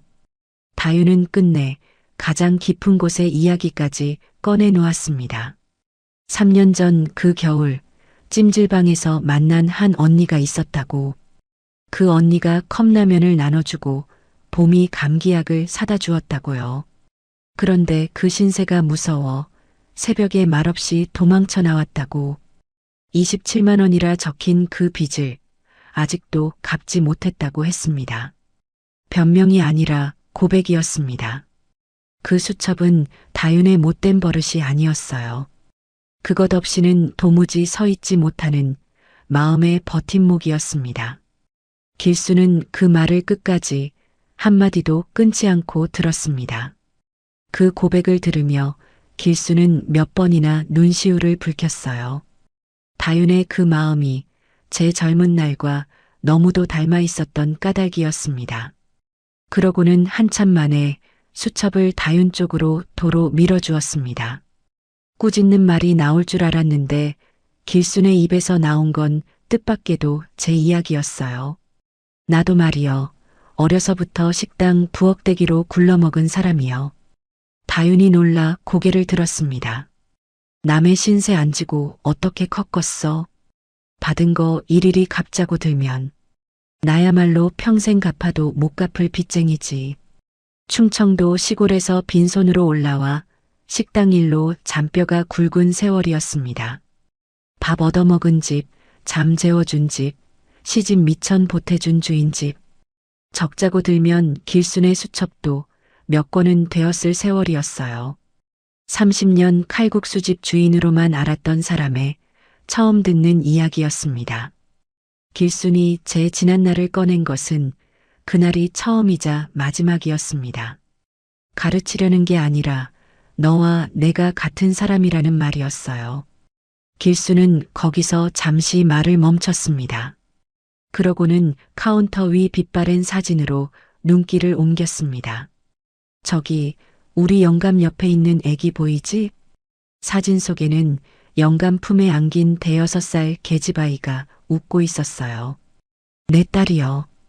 봄이만 할 때 열병으로 먼저 보냈어. 다윤의 숨이 그 자리에서 멎었습니다. 그 뒤로 40년을 나는 이 가게랑 둘이서만 살았어. 근데 너희 모녀가 와서 그 빈자리를 채워준 거요. 길순의 목소리가 그 대목에서 가늘게 떨렸습니다. 열에 들떠가던 어린 딸을 업고 밤길을 내달리던 그 밤.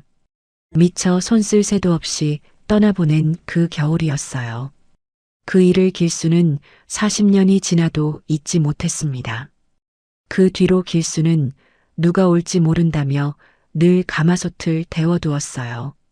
어쩌면 그건 다시 오지 못할 딸을 기다리는 마음이었는지도 몰랐습니다. 그러니께 다윤아, 네가 나한테 갚을 게 아니라 내가 너한테 고마운겨. 다윤의 눈에서 참았던 눈물이 주르륵 흘러내렸습니다. 길순이 그런 다윤의 손을 거칠고 따뜻한 손으로 가만히 잡았어요. 은혜라는 건 말이여, 받은 사람한테 돌려주는 게 아니란다. 또 다른 더 어려운 누군가한테 물려주는 거요. 내가 너한테 이러는 것도 옛날에 받은 걸 물려주는 것뿐이요. 태어나 처음 듣는 그 말이 다윤의 가슴 깊은 곳을 건드렸어요. 3년을 짊어지고 다닌 그 수첩이 그 한마디에 처음으로 가벼워지는 듯 했습니다. 하지만 마음이 풀리는 것과 평생의 버릇을 바꾸는 것은 또 다른 일이었습니다. 다윤은 그날 밤 수첩을 덮으면서도 차마 버리지는 못했어요.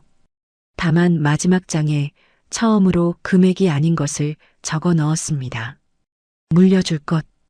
그 네 글자를 다윤은 오래도록 들여다보았습니다. 그 아래는 아직 무엇을 적어야 할지 모르는 빈줄이었어요. 그 밤 다윤은 오랜만에 깊은 잠을 잤습니다. 도망칠 궁리 없이 누운 잠자리가 그토록 편안한 줄 처음 알았어요. 이제 다윤은 받은 것을 적기 전에 한 번 더 생각하게 되었습니다. 이건 갚아야 할 빚일까 아니면 언젠가 물려줄 마음일까 하고요. 다윤은 비로소 도망치지 않는 삶이 어떤 것인지 조금은 알 것 같았습니다. 신세를 빚이 아니라 정으로 받는 법을 다윤은 천천히 배워가고 있었어요. 그날 이후로 두 사람 사이의 서먹함은 조금씩 녹아내렸습니다. 그렇다고 예전처럼 단숨에 가까워진 것은 아니었습니다. 며칠 동안은 서로 말을 아끼며 묵묵히 함께 면을 밀었어요. 어색한 침묵 속에서도 두 사람의 손발은 차츰 다시 맞아갔습니다. 먼저 말을 건네는 쪽은 늘 봄이었어요. 하지만 그 작은 다리가 오갈수록 두 사람의 거리도 조금씩 좁혀졌습니다. 길순이 반죽을 떼어주면 다윤이 그것을 밀고, 다윤이 면을 썰면 길순이 국물을 안쳤습니다. 말없이 주고받는 그 손길 속에서 어긋났던 마음이 천천히 제자리를 찾아갔어요. 보미는 그제야 안심한 듯 다시 가게를 폴짝폴짝 누비고 다녔습니다. 이튿날 아침엔 보미가 부르는 노랫소리가 다시 가게에 울려 퍼졌어요. 적막했던 그 며칠이 무색하게 종점 칼국수집에 다시 웃음이 돌았습니다. 화해의 기운은 윗방 민재에게까지 가만히 닿았습니다. 며칠 뒤 민재가 처음으로 제 발로 문을 열고 마루로 내려왔어요. 다윤이 차려준 국수 한 그릇을 민재는 식구들 틈에서 말없이 비웠습니다. 물려줄 것이라 적힌 그 빈줄에는 언젠가 무엇이 적히게 될까요? 화해의 봄이 지나고 종점에 다시 여름이 찾아왔습니다. 다윤은 이제 더는 도망치지 않았어요. 하지만 마음 한구석에는 새로운 고민이 자라고 있었습니다. 물려줄 것이라 적어둔 그 빈줄을 어떻게 채워야 할지였어요. 받기만 하는 사람에게는 물려줄 것이 생기지 않았습니다. 그 빈줄을 채우려면 다윤은 제 발로 서야 했어요. 때마침 보미의 취약이 한 해 앞으로 다가오고 있었습니다. 어린이집과 달리 학교는 주소가 있어야 했습니다. 종점 칼국수집 골방은 서류 어디에도 우리 집이라 적을 수 없는 곳이었어요. 보미에게 번듯한 주소가 있는 집을 다윤은 주고 싶었습니다. 며칠 밤을 고민한 끝에 다윤은 도시의 일자리를 알아보기 시작했습니다. 작은 식당 주방 보조 자리가 마침 한 군데 비어 있었어요. 거기서 돈을 모으면 언젠가 제 가게를 낼 수 있을지도 몰랐습니다. 제 가게를 가지면 더는 누구에게도 빚지지 않을 수 있었어요. 그러면 보미에게도 떳떳한 엄마가 될 수 있을 터였습니다. 어느 날 아침 다윤이 길순 앞에 마주 앉았습니다.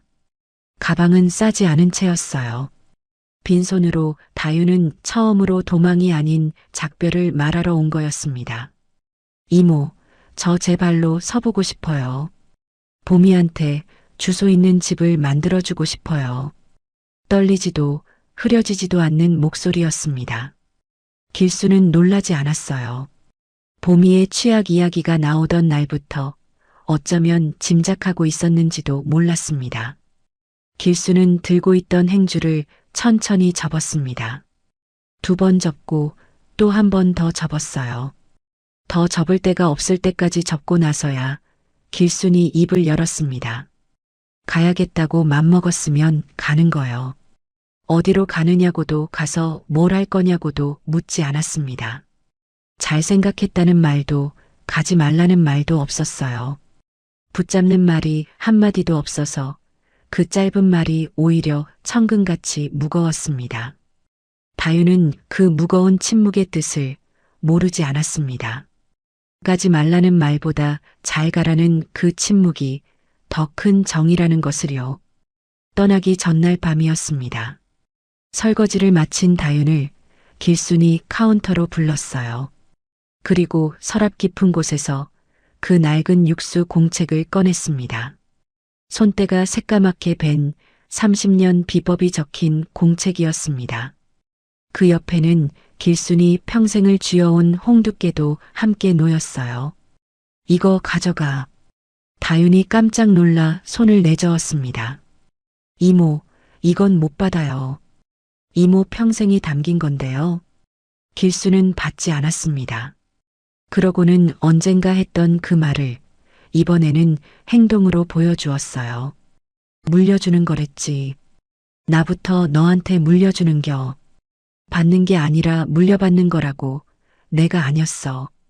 말로 가르친 것을 제 손으로 먼저 해보이는 사람 앞에서 다윤은 더는 사양할 수가 없었습니다. 길순이 나직이 한마디를 보탰습니다. 나도 인제 이 솥을 얼마나 더 지킬지 모르는 몸이여. 가슴을 슬며시 짚는 길순의 손을 보며 다윤의 눈가가 붉어졌어요. 그 공책은 길순이 손님 없는 밤마다 한 줄씩 적어온 평생의 기록이었습니다. 어떤 장은 국물간을, 어떤 장은 면 삶는 시간을 적어둔 것이었어요. 다유는 두 손으로 그 공책을 받아들었습니다. 한낱 종이 묶음이 손목이 내려앉도록 묵직했습니다. 30년 세월이 통째로 담긴 무게였어요. 노트를 내준 길순도 그날 밤 쉬이 잠들지 못했습니다. 서랍 한 칸이 비었을 뿐인데 마음 한구석이 그만큼 휑했어요. 그래도 길순은 후회하지 않았습니다. 줄 것을 준 사람의 허전함이 쥐고만 있는 답답함보다 나았으니까요. 그날 밤 다유는 공책 표지에 또박또박 글씨를 적어 넣었습니다. 길순 이모 비법. 그러고는 수첩을 꺼내 물려줄 것이라 적힌 빈줄을 들여다보았습니다. 한참을 그대로 있다가 다유는 천천히 무언가를 적어 내려갔어요.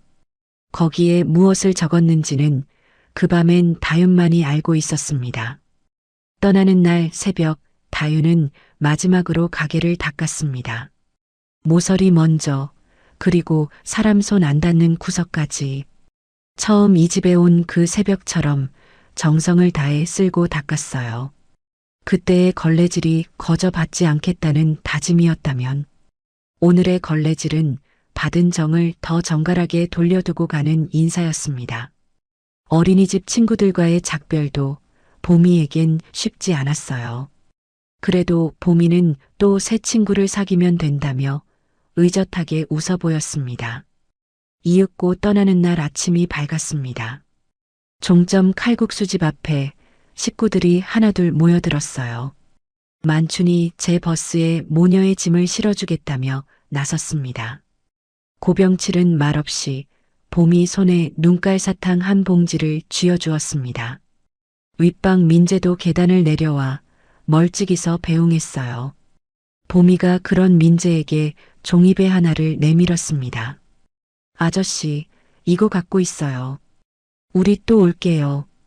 민재의 입가에 오랜만에 옅은 웃음이 번졌습니다. 동네 사람들도 하나둘 나와 모녀를 배웅했어요. 방앗간 주인은 가래떡 한 줄을, 약국 아주머니는 멀미약을 챙겨주었습니다. 다윤이 5달 동안 닦아온 정이 그렇게 골목 한가득 되돌아왔습니다.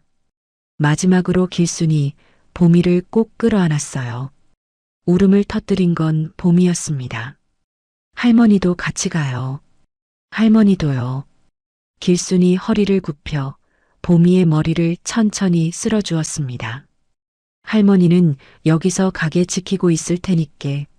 너희 자리 잡거든 봄이 데리고 꼭 와. 너희 올 때까지 하는 그 말에 단단한 힘이 들어가 있었어요. 어른들은 끝내 울지 않았습니다. 차라리 우는 게 나을 꾹 눌러 참은 얼굴들이었습니다. 모녀가 골목을 걸어 나갔어요. 골목 끝에서 다윤이 한번 돌아보았습니다. 길순이 가게 앞에 서서 손을 들고 있었습니다.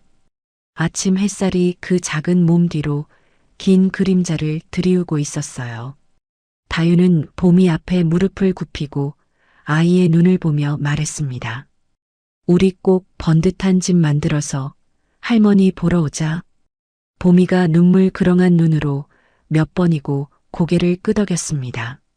모녀는 다시 돌아서서 걸었어요. 이내 골목 모퉁이가 모녀의 뒷모습을 가렸습니다. 길수는 그러고도 한참을 보이지 않는 골목 끝을 향해 손을 들고 있었습니다.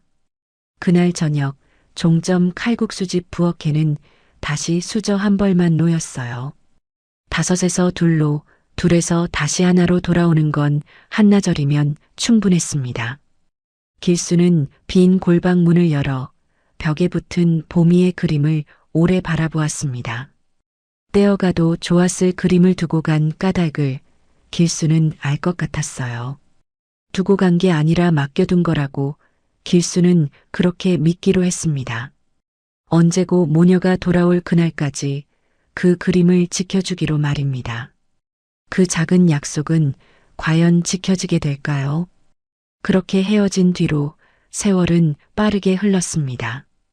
도시로 간 다윤의 하루하루는 숨 돌릴 틈도 없이 지나갔습니다. 새벽이면 상가 계단에 쪼그려 앉아 혼자 김밥으로 끼니를 때웠어요. 김밥을 쥔 손등이 겨울바람에 쩍쩍 트도록 다윤은 쉬지 않고 일했습니다. 식당 주방 보조로 시작한 일이었습니다.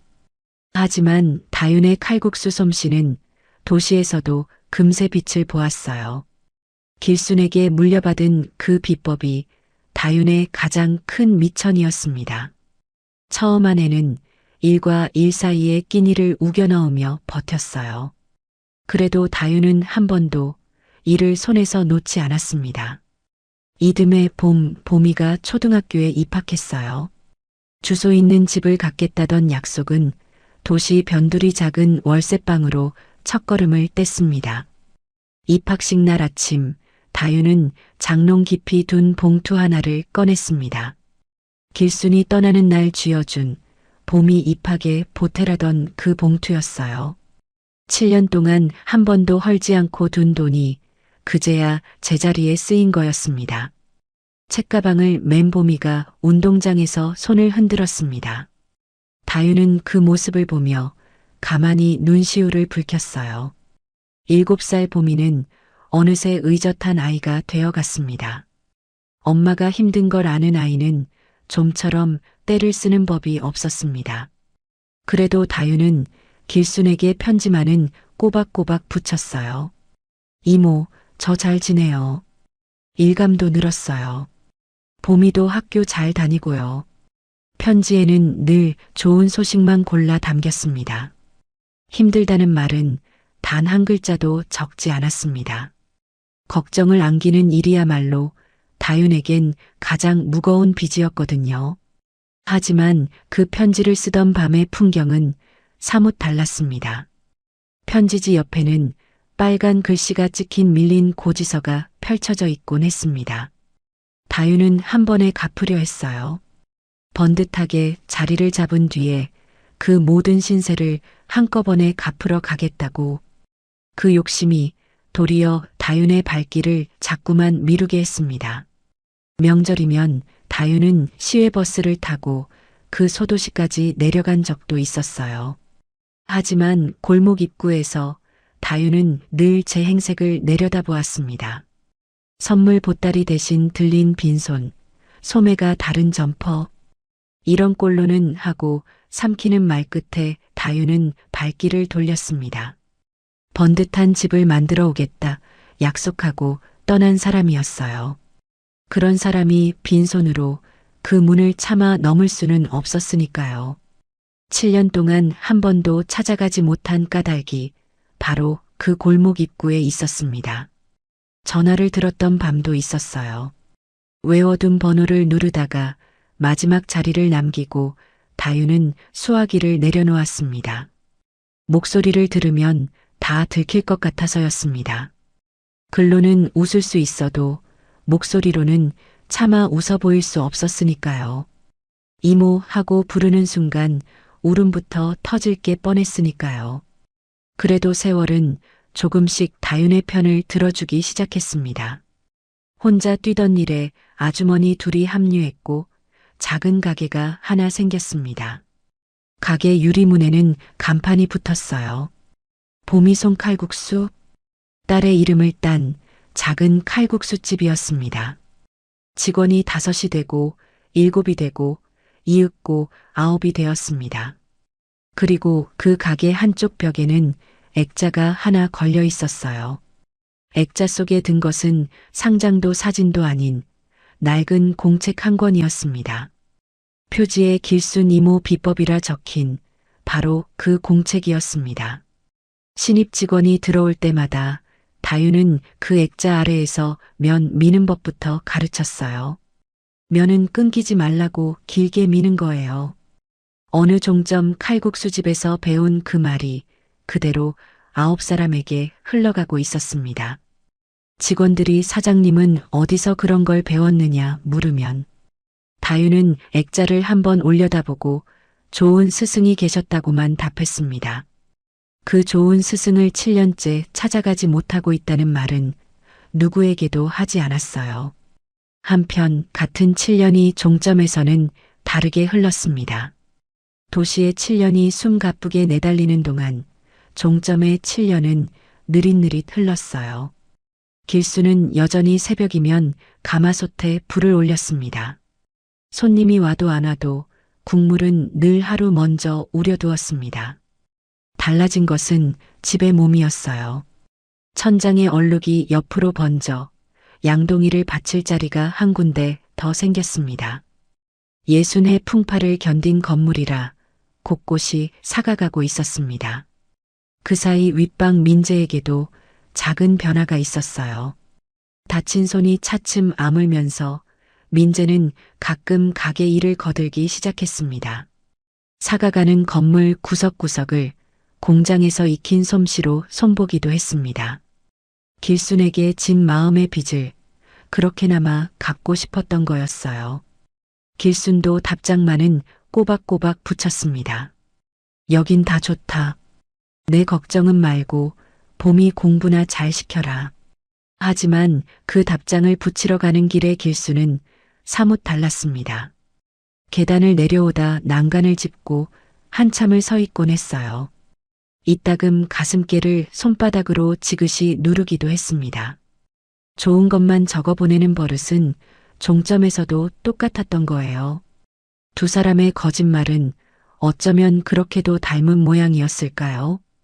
닮은 모양이라서 서로가 서로의 거짓말을 끝내 알아채지 못했습니다. 그러던 그의 겨울, 일이 한꺼번에 닥쳐왔습니다. 먼저 온 것은 시청에서 보낸 등기 우편이었어요. 종점 버스 노선이 폐지된다는 통지였습니다. 만춘이 몰던 막차도 그렇게 종점을 떠나게 되었습니다. 정년을 앞둔 만춘은 노선이 사라지며 일찍 핸들을 놓았어요. 뒤이어 날아든 것은 노후 건물 시설 개선 명령서였습니다. 소방 설비와 배관, 옥상 방수까지 기한 안에 고치라는 내용이었습니다. 견적은 어림잡아도 수천만 원이 넘었어요.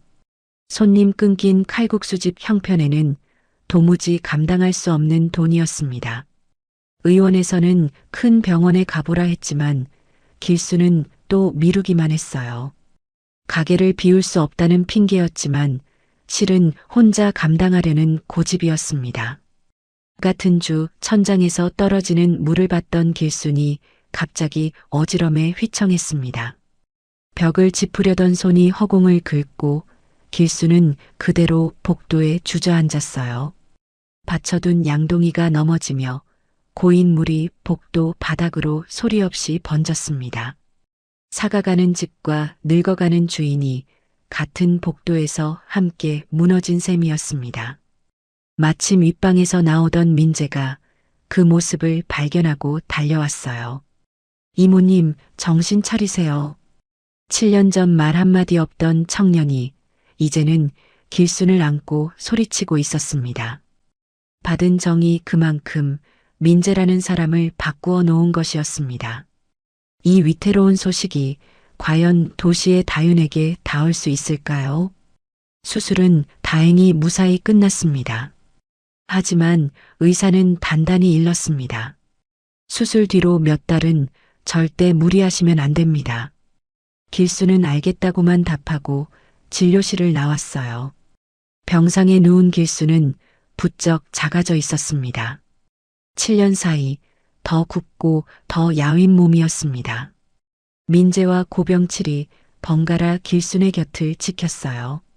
폐선된 종점에 남은 단출한 식구들이었습니다. 어느 밤 민재가 병실 한 구석에서 편지지를 폈어요. 공장 사고로 칩거하던 그가 7년 만에 처음으로 펜을 든 거였습니다. 글을 쓸 줄 아는 사람이 그 집에 민재뿐이었으니까요. 민재는 식구들에게 들은 이야기를 한자 한자 적어 내려갔습니다. 만춘이 전해준 폐선과 시설 명령 이야기, 고병칠이 본 길순이 쓰러지던 그 순간, 그리고 길순의 병까지 빠짐없이 적었습니다. 문제는 그 편지를 어디로 보내느냐였어요. 길수는 다윤의 정확한 주소를 누구에게도 알려준 적이 없었습니다. 하지만 길순이 받아 모아둔 다윤의 편지가 서랍에 가득했습니다. 그 봉투에 찍힌 가게 이름, 보미송 칼국수. 민재는 그 상호 하나를 단서로 수소문 끝에 가게 주소를 알아냈어요. 편지는 그렇게 도시를 향해 떠났습니다. 그런데 하필 다윤은 그 무렵 지방 출장 중이었습니다. 편지는 가게에 도착해서도 며칠을 주인 없이 놓여 있었어요. 다윤이 그 편지를 손에 쥔 것은 길순의 수술이 끝나고도 한참 뒤였습니다. 봉투를 뜯어 읽어 내려가던 다윤의 손이 그대로 굳었습니다. 사장님의 병, 봄까지만 한다는 가게, 쓰러지신 그날. 7년 동안 단 한 번도 듣지 못한 진짜 소식이 거기 다 적혀 있었어요. 다윤은 편지를 쥔 채 그 자리에서 차 키를 집었습니다. 가게는 며칠 부탁해요. 나 내려가요. 한창 바쁜 가게 일을 다윤은 한마디로 멈춰 세웠습니다. 보미를 학교에서 데리고 나와 다윤은 그 길로 차를 몰았어요. 7년 동안 빈손이라 못 가던 길이었습니다. 그날은 아무것도 챙기지 못한 채 그저 달려 내려갔습니다. 빈손 타령을 하던 7년이 차창 밖으로 속절없이 흘러갔어요.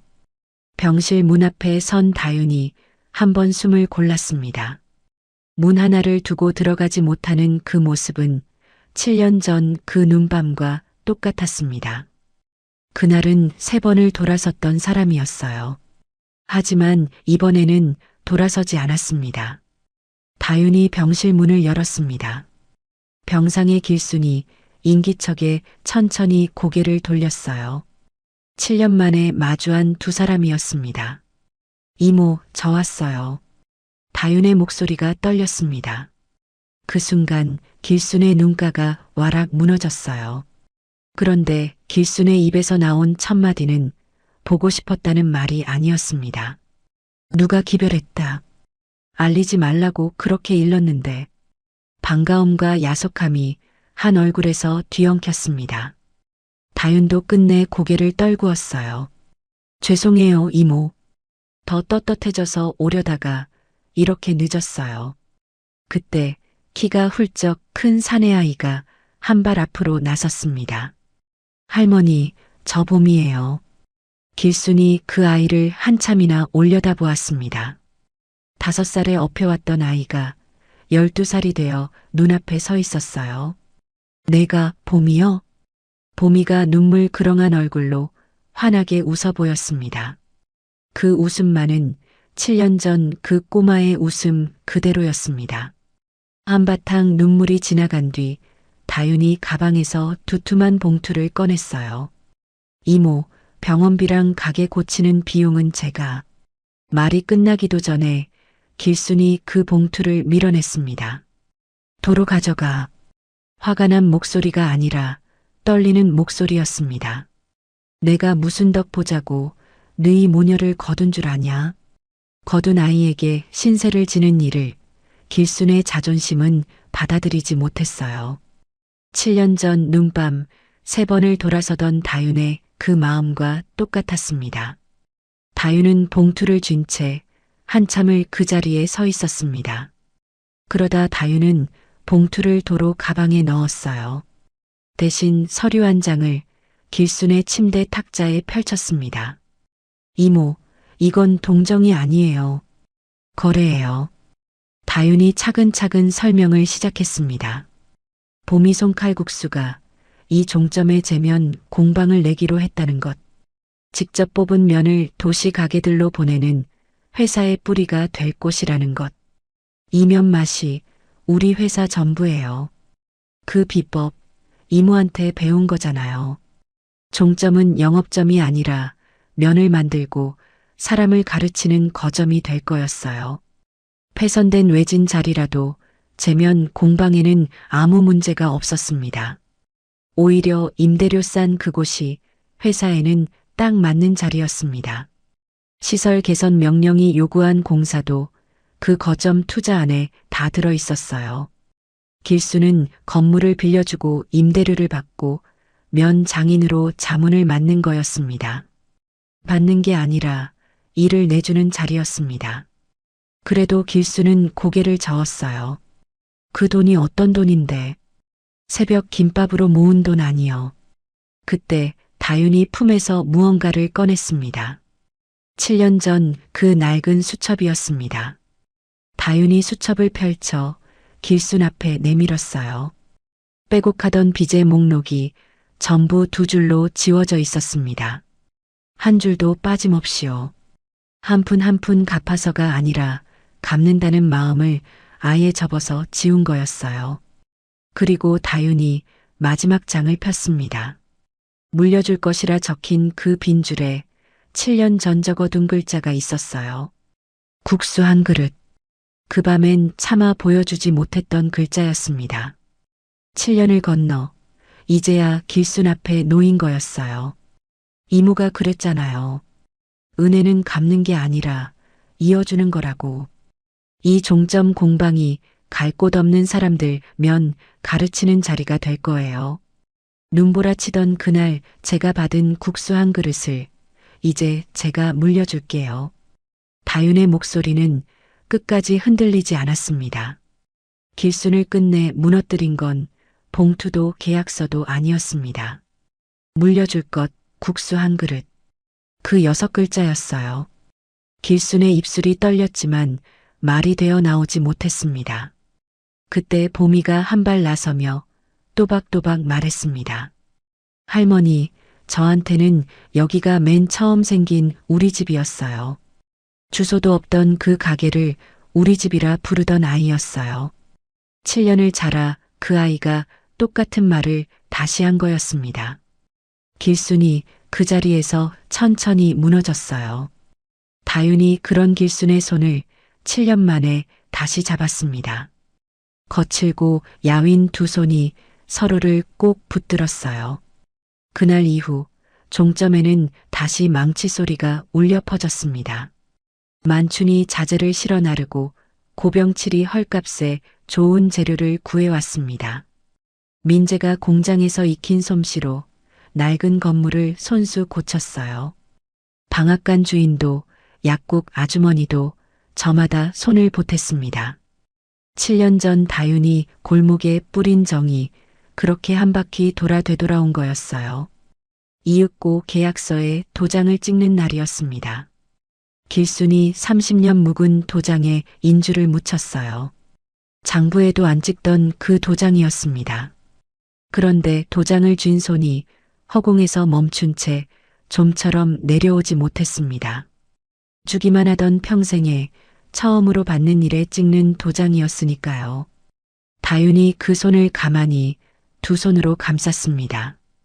포개진 두 손이 천천히 계약서 위로 내려왔어요. 꾹 붉은 도장이 찍혔습니다. 주기만 하던 한평생에 길순이 처음으로 받아들인 정이었습니다. 그렇게 또 계절이 한 바퀴를 돌았습니다. 공사를 마친 종점 칼국수집이 봄이 되어 다시 문을 열었어요. 간판은 새 것으로 갈지 않았습니다. 30년 묵은 그 간판을 깨끗이 닦아 제자리에 다시 걸었어요. 달라진 것이 있다면 그 아래 붙은 작은 명패 하나였습니다. 봄이송 칼국수 재면 공방. 그리고 그 옆에 또 하나의 명패가 걸렸어요. 명예점주 양길순. 길순이 그 명패를 올려다보며 손사래를 쳤습니다. 부끄럽게 무슨. 사다리에 올라 명패를 달던 만춘이 씩 웃으며 받았어요. 이모는 인제 닦지 말고 시키기만 하세요. 이제 종점은 면을 뽑아 도시로 보내는 작은 공방이 되었습니다. 다윤의 직원들이 번갈아 내려와 길순에게 면 미는 법을 배웠어요. 면은 끊기지 말라고 길게 미는 거예요. 길순에게서 다윤에게로, 다윤에게서 또 다음 사람에게로. 그 한마디가 어느새 세 번째 손으로 건너가고 있었습니다. 종점 칼국수집은 그렇게 두 번째 봄을 맞았어요. 한 사람의 묻지 않은 환대가 7회를 돌아온 골목을 되살린 것이었어요. 공방 한쪽 벽에는 보미가 7회 전에 그린 그림이 액자로 걸렸습니다. 문마다 식구들 얼굴이 들어있는 그 우리 집 그림이었습니다. 카운터 위에는 사진이 하나 늘었어요. 재개장하던 날 다 같이 찍은 사진이 영감 사진 바로 옆에 나란히 섰습니다. 영감 혼자 보던 풍경을 이제는 둘이서 보게 된 셈이었어요. 재개장하던 날 부엌에는 긴 잔치상이 차려졌습니다. 정성껏 망 칼국수 앞에 식구들이 길게 둘러앉았어요. 수저 한 벌만 놓이던 그 부엌에 10벌도 넘는 수저가 달그락거렸습니다. 길수는 국수를 푸다 말고 그 떠들썩한 풍경을 가만히 둘러보았어요. 저녁이면 길수는 천천히 공방을 한 바퀴 돌았습니다. 빈 방을 데우며 누군가를 기다리던 사람이 이제는 사람 든 방 사이를 걸었어요. 닫힌 문을 열고 다니던 사람이 이제는 열린 문 사이를 거닐었습니다. 12살 보미는 방학이면 종점에 내려와 길순 곁을 지켰어요. 할머니 무릎을 베던 아이가 이제는 할머니 어깨를 주물러 드렸습니다. 그렇게 다시 그의 겨울이 찾아왔어요. 그리고 그 겨울에도 눈이 펑펑 쏟아지는 밤이 있었습니다. 그날 밤 마침 종점에 내려와 있던 다윤이 가게를 지키고 있었어요. 셔터를 내리려고 유리문 앞에 선 다윤이 문득 밖을 보고 멈췄습니다. 가로등 아래 그림자 하나가 서 있었어요. 큰 가방을 맨 앳된 여자아이였습니다. 들어서려다 돌아서기를 벌써 몇 번째였어요. 눈은 그 어깨 위로 소복소복 쌓여갔습니다. 갈 곳 있는 사람의 걸음이 아니었어요. 다윤은 그 걸음을 한눈에 알아보았습니다. 7회하고도 더 전 가로등 아래 3번을 돌아서던 제 걸음이었으니까요. 그림자가 마침내 문 앞으로 다가와 손을 뻗었어요. 그런데 그 손이 닿기도 전에 안에서 먼저 문이 드르륵 열렸습니다. 찬바람과 눈발이 한꺼번에 안으로 들이쳤어요. 문을 연 다윤이 옆으로 길을 비키며 말했습니다. 춥지요. 어서 들어와요. 국수 한 그릇 들고 가요. 그 옛날 어느 눈밤 한 노인이 건넸던 바로 그 말이 7회를 건너 다윤의 입에서 그대로 흘러나오고 있었어요. 걷어졌던 사람이 이제 거두는 사람이 되어 있었어요. 갈 곳 없던 사람이 갈 곳을 내주는 사람이 되기까지 꼭 7회가 걸렸습니다. 그 밤 종점에는 또 하나의 작은 인연이 조용히 시작되고 있었습니다. 계단 위에서 길순이 그 모습을 가만히 내려다보고 있었어요. 길순은 아무 말도 하지 않았습니다. 그저 천천히 돌아서서 가마솥에 불을 올리러 부엌으로 향했어요. 갈 곳 없이 온 사람에게 내어줄 더운 국수 한 그릇. 그게 이제 명예점주가 맡은 일이었으니까요. 흙 묻은 운동화 한 켤레가 문지방을 넘었습니다. 신발이 닿는 자리마다 눈 녹은 자국이 동그랗게 번졌어요. 어느 눈밤과 꽃 같은 그 자국이었습니다. 문이 닫히고 골목에는 다시 눈만 소복이 내렸어요. 불 켜진 종점 칼국수집 유리문이 그 눈발 속에서 오래오래 따뜻했어요. 정성껏 끓인 국물은 쉬이 식지 않습니다. 묻지 않고 내준 국수 한 그릇도 마찬가지예요. 세월을 건너 반드시 누군가의 더운 한 끼가 되어 돌아옵니다. 이 사연을 들려드리며 저는 그 2권의 장부를 오래 생각했어요. 받은 것을 빼곡히 적던 수첩과 준 것을 한 줄도 적지 않던 장부를요. 주고도 적지 않은 것은 끝내 사라지지 않았습니다. 빚으로 적었던 것은 지워야 비로소 정이 되었어요. 살다 보면 우리도 누군가에게 국수 한 그릇이 되어준 적이 있을 겁니다. 또 누군가의 국수 한 그릇에 기대어 본 적도 한 번쯤은 있었을 겁니다.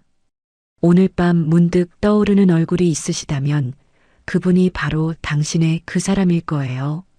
그 마음 너무 늦지 않게 한번 전해보시는 건 어떨까요? 긴 사연을 끝까지 함께 해주셔서 진심으로 고맙습니다. 부디 끼니 거르지 마시고 늘 따뜻하게 지내세요. 듣고 계신 그 자리가 오늘 꽃자리가 되기를 바라겠습니다.